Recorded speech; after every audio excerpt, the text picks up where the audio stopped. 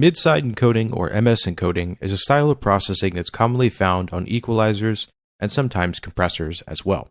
It separates the information that is the same on both the left and right channels, that's the same on both sides, then it separates the audio and the information that's different on the right and left channels, so the side stereo information. This would be things like reverb, or if you took two different guitars and pan one left and one right, then those would show up on your side signal. Normally the way that this works is you'd EQ each individual channel, so the mid channel and the side channel. So it's commonly done in mastering to give the mastering engineer a bit more control over the mix. But here what we're going to be doing is soloing the mid and side channels individually to help analyze our mix and to give us a bit more insight into what is working inside of our mix down and what's not and what we need to adjust. So first I'll show you how to set this up, and then we'll analyze our mix using a mid-side encoder, and then we'll do some equalization inside of our track to get our mix a bit more balanced. So there's a lot of different plugins that can do this. There's some specific mid-side encoder plugins, there's VSTs, but we'll be using the Isotope Ozone equalizer because it has the ability to solo mid and side channel. So here inside of the equalizer, we have the ability to select the mid-side mode. Went ahead and did that, and then we could select our mid channel, and we could solo it, and we could select the side channel, and also solo that one as well.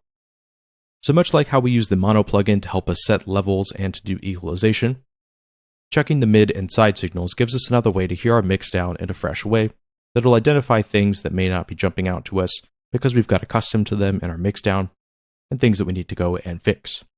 So you can think of it as a way of focusing the various information inside the track, and things will start to jump out at you that you might not have heard. So here's what the mid signal sounds like.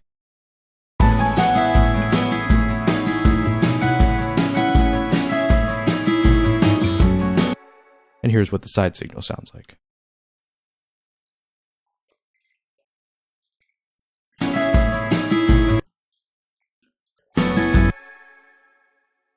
So the mid signal isn't exactly the same as mono, it's just the information that's the same on both the left and right channels, and the mid channel will exclude any stereo information that's different on the left and right channels, whereas a mono plugin would just sum all of those individual stereo and mono information all together into a single channel. So the mid mode is kind of like a cleaner sounding mono signal, but it's not exactly the same, so this doesn't replace the need to check things in mono. This is simply an additional technique that could be used to kind of identify some problems. So you can use the mid-side encoder at any time to check your mixes, but I usually like to use it towards the end of my mixing process just to double check everything once I have all the different elements in my track kind of generally placed. So let's go ahead and dive into this and start checking our mix.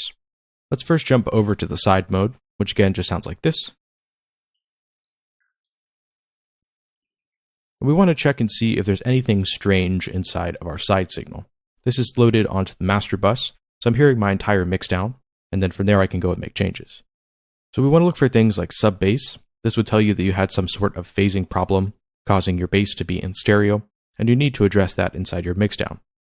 So if we listen to this, our sub-bass isn't inside of our side signal, so that's good, that's what you want. And you can also check here as well if your reverb level is way too high. If your side signal is super washed out and very, very reverb heavy, then you probably went a little bit overboard with the reverb inside your mix. So you want to go through the different channels and adjust that. So let's listen to our side signal and see what mix changes we need to make.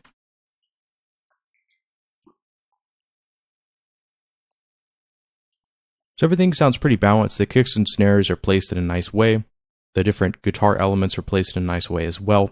But the piano is definitely way too loud if we listen back to it.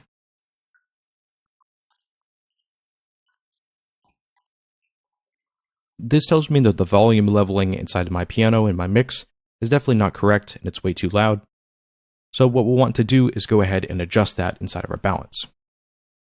So we can jump back over to our main mixer area. We'll jump over the piano inside of the mixer.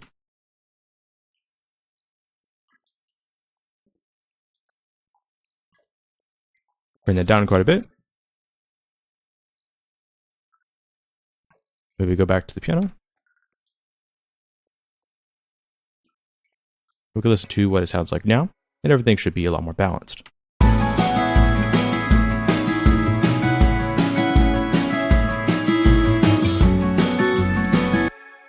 Because the piano element in this track isn't the main melodic component, the acoustic guitar is kind of providing the main melodic foundation. The piano is simply an accent, So because that stereo information, I had it way too loud because I was a bit distracted in my mix down. And by switching everything over to MidSide mode, I could hear everything a bit clearer and make a little bit more informed mixing decisions at the end of my process. So now I like the balance of everything in my sides.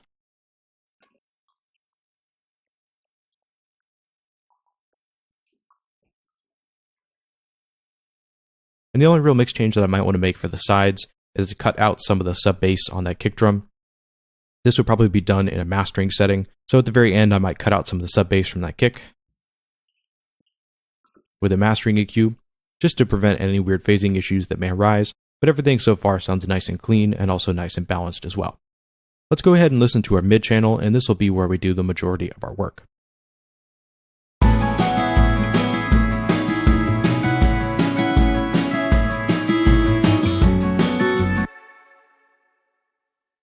So everything sounds moderately balanced here frequency-wise, but there's definitely some build-up, especially kind of in the low mids and mid-range, that we can address and make everything sound quite a bit clearer. Let's go ahead and listen to that one more time and identify some of those problem areas. The first of which is that guitar. The acoustic guitar is definitely a little bit too loud. Let's hop on over to our mixer.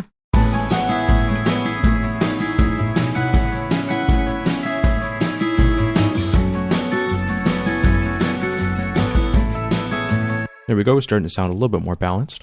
And then the other change that I want to make is going to be some equalization on the upright bass.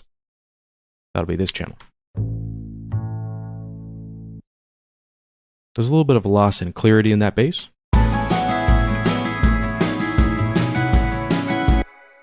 Because there's some sort of upper mid frequencies that I don't necessarily really need to have in my bass. So the first thing I want to do is just chop out all those high frequencies, maybe to about 3000. Because I don't really need these in my bass, there's all these different elements happening inside of my mixdown, and these frequencies are not really necessary to have in my bass line. So just kind of the click. We don't really need that because we have all these different parts. The other change that I want to make is I want to cut out some of those mid frequencies. We could cut something maybe about 380 or so. And that's all these frequencies. Because those are just going to clash with that acoustic guitar. We go ahead and just solo those out, the acoustic guitar and that bass, and then we can hop on over to the bass and make some adjustments for the equalizer. So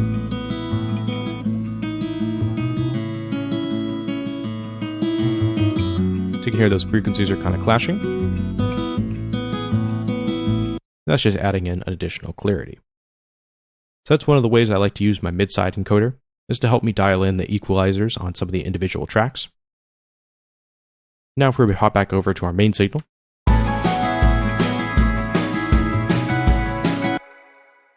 you can more clearly hear that bass.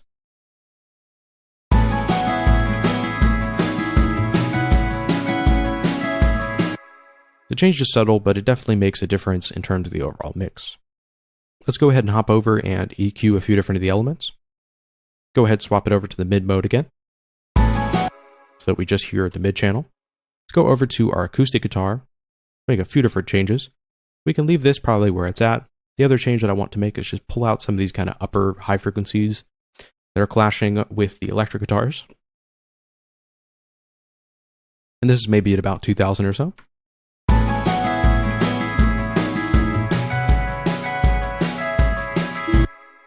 Because the electric guitars are sort of inhabiting this space right up here. So these frequencies. And this acoustic guitar is providing a bit more body for the mix down in this kind of lower range. So we can pull out some of those frequencies so that they clash a bit less with the electrics.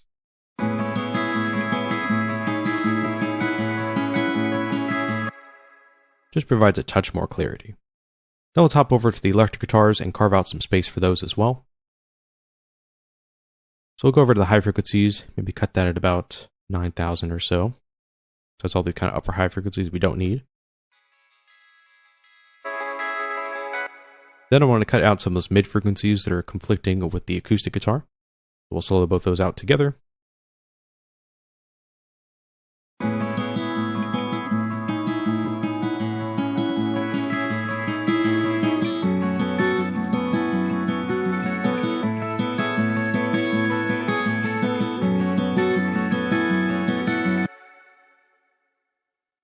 So it just helps prevent some of those frequencies that are clashing. And the last EQ change that I want to make is let's go over to our piano. I'm going to cut out some of those upper high frequencies because again, we don't necessarily need them.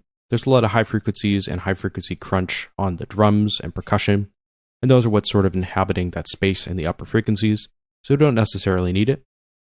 Let's go ahead and adjust this maybe about 9,000 or so.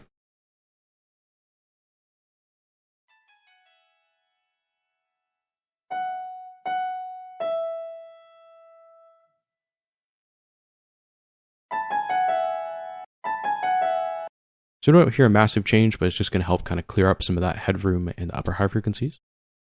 So altogether, the mid signal sounds like this.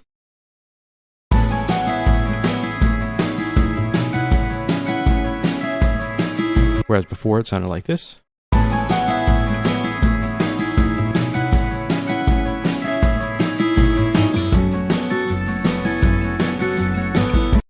So the mix is a little bit less fat than it was initially. But the main change that's important here is we get a lot more clarity in our mix down. Now let's listen to our mix before and after without any of the MidSide encoding applied. So this will be just the full mix with all the stereo information. So this is before.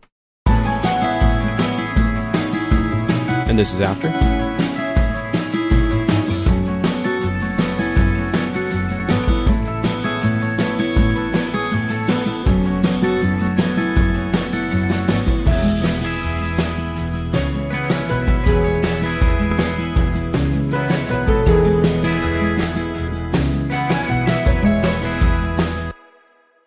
So even though these equalization changes that we made are a bit more on the simple side, they definitely make a big change in terms of clarity in the whole mixdown whenever we look at all of the different changes in context.